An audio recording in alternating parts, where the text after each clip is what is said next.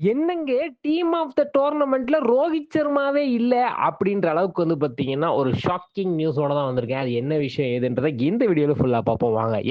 ஒரு big ICC டோர்னமெண்ட்ல நடந்து முடிஞ்சதுன்னா, ஐசிசி வந்து பார்த்தீங்கன்னா, அவங்க வந்து டீம் ஆஃப் த டோர்னமெண்ட் அதாவது ஓவரால் பெர்ஃபார்மன்ஸ் அதாவது ஆரம்பத்துலருந்து எண்ட் வரைக்கும் நல்லா ஆடின wicket keeper, bowler, spinner, batsman, opening batsman எல்லாத்தையும் போட்டு கேப்டனையும் முதற்கொண்டு போடுவாங்க. இதுல வந்து பார்த்தீங்கன்னா, நம்ம சாம்பியன்ஸ் ட்ரோஃபிய வந்து வென்றுக்கோன்றது எல்லாருக்குமே தெரிஞ்ச விஷயம். ஸோ இதுல யார் யார் இந்த டீம்ல இடம் பிடிக்க போறான்னு பார்க்கும்போது, ஓப்பனிங் பேட்ஸ்மேனாக ரச்சின் ரவீந்திராவ போட்டிருக்காங்க. Good choice.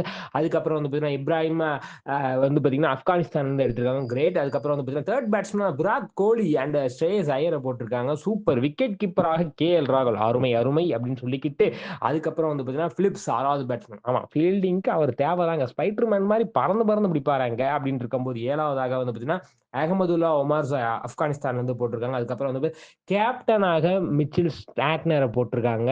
அதாவது நியூசிலாந்து கேப்டன் ஸ்டாட்னர வந்து பார்த்தீங்கன்னா, கேப்டனாக டீம் ஆஃப் த டோர்னமெண்ட்ல ஐசிசி போட்டிருக்கு. ரோஹித் சர்மா ஏங்க வரல? எனக்கு இதுவரைக்கும் தெரியலங்க. என்ன மனுஷனா எப்படி எந்த நேரத்துல மேஜிக் பண்ணி இவர பவுலிங் மாத்துனா விக்கெட் விழுகும் பாரு அப்படின்லாம் பண்ணாரு. கேப்டனா போடல. சரி ஓகே.